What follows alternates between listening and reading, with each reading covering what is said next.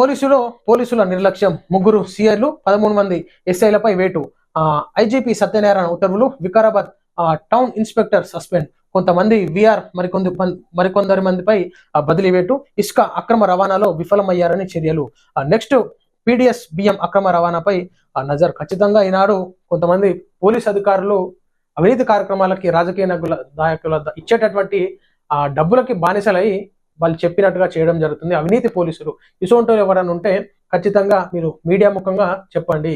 ఇసుక అక్రమ రవాణా, ఇసుక దందాలు, ఇల్లీగల్ దందాలు ఏదైనా పోలీసులు సపోర్ట్ చేస్తూ ఉంటే ఖచ్చితంగా వారి మీద చర్యలు తీసుకునే విధంగా చేపట్టాలని చెప్పేసి ప్రజలే ముందుకు రావాలి. ఈనాడు గ్రామీణ ప్రాంతాలలో బెల్ట్ షాపులు ఉన్నాయి. మామూలు మత్తులలో యువత మునిగిపోతుంటే ఈనాడు అక్కడ ఎక్సైజ్ శాఖ వాళ్ళు కానీ, పోలీస్ శాఖ వాళ్ళు కానీ మరి ఏ విధంగా పట్టించుకుంటారు?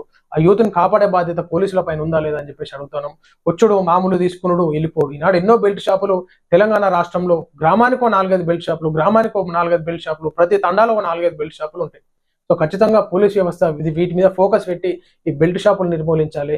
రేవంత్ రెడ్డి గారేమో ఈ గోవాలో గుట్కాలు బ్యాన్ చేసినారు, నికోటిన్ పదార్థాలు ఉన్నాయి, హానికరంగా ఉందని. ఎక్కడ చూసినా పాన్ షాప్లలో, దుకాణాలలో చూసినా ఈ గోవాలో గుట్కాల దందా నడుస్తుంది ఇల్లీగల్ గా. సో దీనిపైన కూడా పోలీస్ వ్యవస్థ చర్యలు తీసుకోవాలి.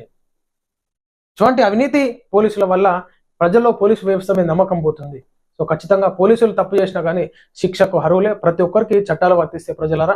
పోలీసులు ఏమన్నా తప్పుగా వివరించినా మీరు కంప్లైంట్ చేయొచ్చు. మీడియా సభముఖంగా మీరు సోషల్ మీడియాలో తెలియజేయొచ్చు.